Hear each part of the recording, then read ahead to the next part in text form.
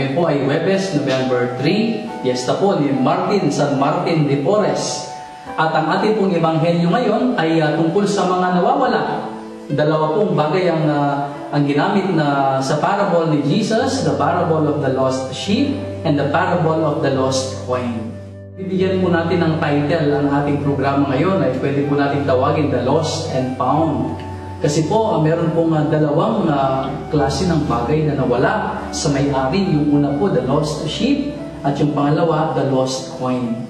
Mapapansin po natin na meron pa pong ibang mga tupa ang may-ari ng nawalan. Meron pa pong ibang mga coins.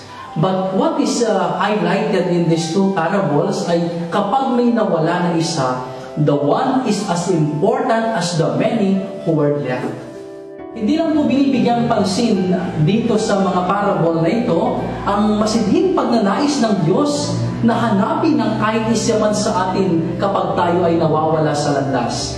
Bigyan din po nating pansin, ano ba yung nasa kalooban na isang nawawala? What happens in the heart of the person who feels para bang kailangan niyang tawirin ang unbearable distance between him or her and God. Muli, ito si Father Paul na nag-aanyaya po sa inyo. Let us go back to the home of the Father. Hindi po mahirap, isang hakbang lang ay naririyan na po siya sapagkat matagal niya na tayong hinihintay. Pagpalain na po tayo nawa ng makapangyarihang Diyos sa ngalan ng Ama, ng Anak at ng Espiritu Santo. Amen.